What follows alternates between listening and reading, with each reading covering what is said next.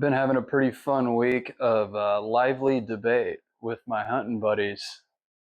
We're up to, I think, a group of 4 or 5 of us now, talking about what arrows we're going to hunt with this season.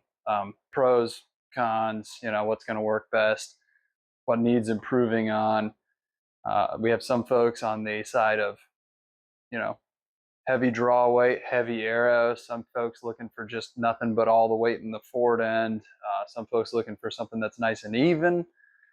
It's kind of a quick back and forth. I've already made a quick video on it, but I went with the RIP TKOs. The what are these? These are the Expert series. I guess RIP TKO, but like the nicer one. I don't know. And half in, half out. It's the inserts that come with it from Victory. Um, on their website, they're just labeled as medium. I think they're 50 grain, and I'm going to be using 100 grain broadheads. I'll show you those here in a second.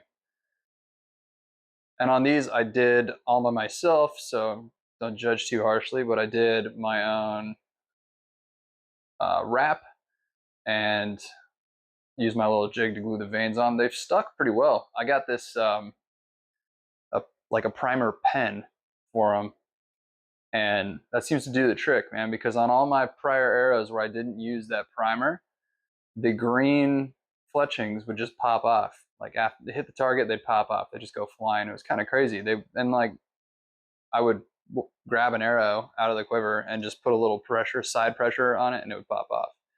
But with that primer pen and these wraps, it seems to be sticking pretty good. I haven't had any issues with them falling apart.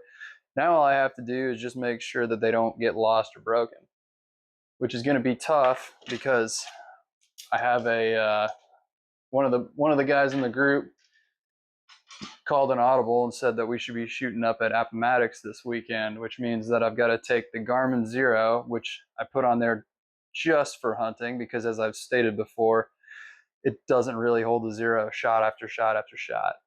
But I'm going to take it and give it the best go shot after shot after shot for a round of 3D shooting up in Appomattox. And that means also, since I sighted it for my hunting arrows, that I have to use the RIP TKOs on 3D targets, which I don't want to do because as my sight starts to misalign, I'm going to start missing targets and start breaking arrows. But this is where we're at.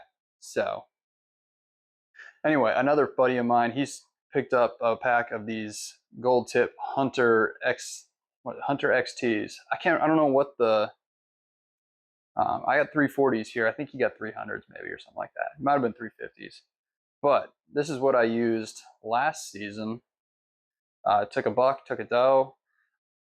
I wasn't super knowledgeable on what dynamics I should be looking for in my arrows. So I just kind of picked these up because I was familiar with gold tips, and they seem to be a fairly reputable brand. They were in all the shops. So I was like, okay, this is what I'm getting. And I got the Hunter XTs because it said Hunter. So I figured, oh, it's for hunting, right? The first season that I went out, well, actually, these are Hunter XTs too. I think those are 350s. First season I went out, never even got a shot off with these old style Hunter XTs. Yeah, I believe these are 350s, but those have been long since retired. I just glued on these other fletchings to replace the old ones that popped off. But these were just Target ones that I had used for a while after that first season of just kind of getting nothing. But what drew me to the RIP TKOs was actually ChatGPT, which turns out to be a solid tool for someone who doesn't know anything about the dynamics and the science behind arrow design. Man, it lays everything out. So I typed into it, what would be the best arrow for my setup? I've got, the Mathews Lift 29.5. I have the 85% let off. I've got a 29.5-inch draw, and what else did I have to put in there? Oh, the poundage at 65 pounds. And man, it spit out just a whole list of like, hey, here's all these arrows. These are the primary dynamics between each of those arrows that you would choose. And then it lists all of the data for all of it. Man, the lighting got really bad. I'm gonna buy a bigger light so that way we can do these things without having a bunch of shadows all over the place. Making videos in the garage is probably not going to last for too much longer. I'm going to have to find something new. Anyway, yeah, it spit out all the data for it, down to like what it should be shooting in terms of its speed on the chronograph. And I actually checked these. I think, man, I've got to remember when I looked it up on ChatGPT with these arrows at this trimmed length with this half in, half out insert, and then the 100-pound or 100 grain broadheads on there, it told me that I should be getting 280. And I checked on all 5 of my arrows, and I'm getting 284 on 3 and 285 on the other 2. So I'm right in there. Like, that was pretty good for ChatGPT, just kind of spitting that out based on what I put in there, all the inputs that I put for the bow and then for the arrows and all that. So I was pretty happy with that. I'm excited to see how these things do throughout the season. I know that it's not always the arrow. It's a much more to do with the person handling it and how they shoot. I have improved quite a lot, not to kind of just my own whistle there, but I've improved quite a lot. And I think this hunting season will be very productive for me. I hope so, at least. We'll find out. At the very least, I am ready, I feel like, for this hunting season. So we'll see how it goes. I try to tie in questions, as it is my custom, and the name of the channel is The Ignorant Archer. I'm supposed to be ignorant of something. I guess in this one, I could say that I was ignorant of all the science behind arrows until I finally dug a little bit and found all that information on ChatGPT. I guess you could let me know if that's cheating. If maybe in the hunting community, you're supposed to earn that sort of information or whatever. But I feel like I did it wrong for quite a while and earned a little bit of an answer. I at least knew that I did not know how to sit in a stand quietly, or how to draw quietly, or how to track a deer, or how to find a place where a deer might even pass through. I knew how to find all the places the deer wouldn't pass through. But, oh, you know what? That's right. We were going to talk about broadheads. Let me open up my little case here. I got to get a better case. This is a nice case, I guess. I think I just got it on Amazon. I don't even know. But it's kind of chintzy, cheap. It doesn't have the hinge here. It's just kind of that thin plastic. So eventually that's going to snap off if I keep opening and closing like I do. But one of these days I'll get one of those nice ones where you can kind of stand the broadhead up inside there.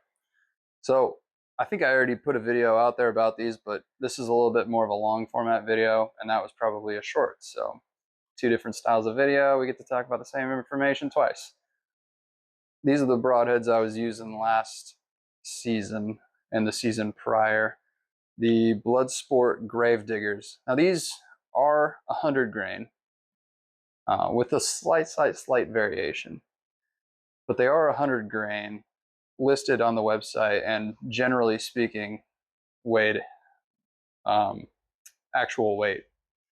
I'm going to pull this one, and I'm going to pull these new ones that I got. I thought when I ordered this season's broadheads that I had purchased the same exact broadhead, but in a different color.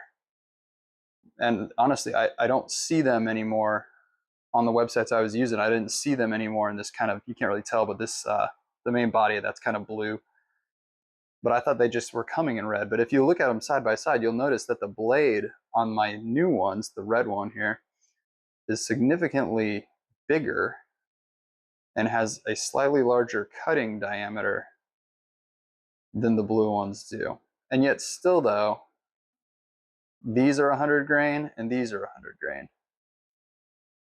So I'm not really sure how that science worked out, but I am happy that this season's broadhead has a much larger cutting diameter it's only going to do me good, right? It should be more effective as it cuts through.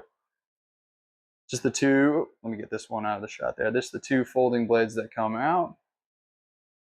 And man, these things, they feel super fragile and super flimsy. I think that's probably the case with most. You know, you're kind of just slicing with razor blades there. They need to be thin to cut down on weight and drag and all that.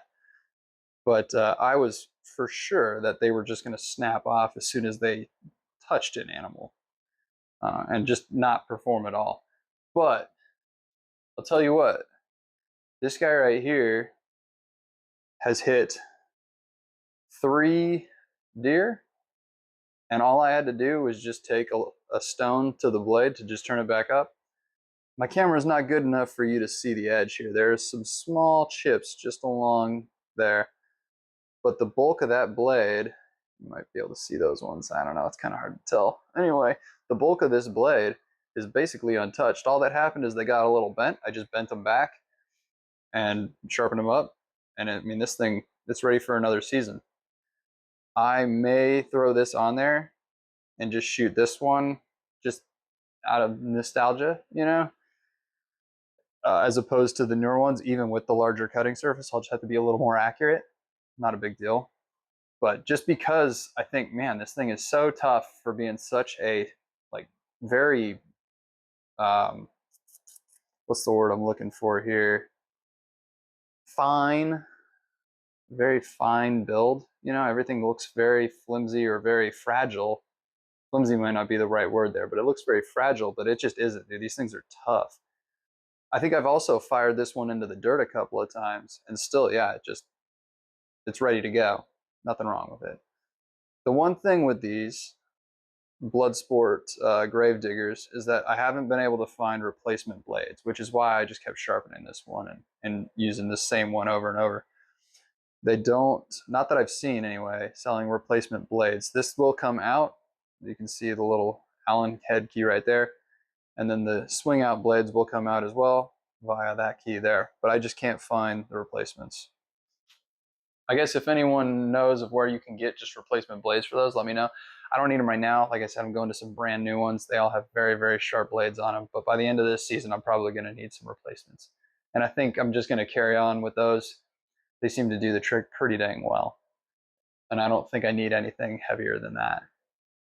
Anyway, I'm sure you guys are tired of hearing my voice droning on and on. I'll go ahead and end the video right here. But thanks for listening. Thanks for watching. And please, if you would not mind, go ahead and subscribe. You can like the video too. That would also help. Anything to help get the videos out there further in with, I guess, the algorithm. We'll try and beat the algorithm here. I don't know. Trying to get more answers from more people. I need a wider viewing audience. So the further the video goes, the better off I am, and the better off anyone else who may have the same questions will be as well. So thanks, and remember to subscribe and like.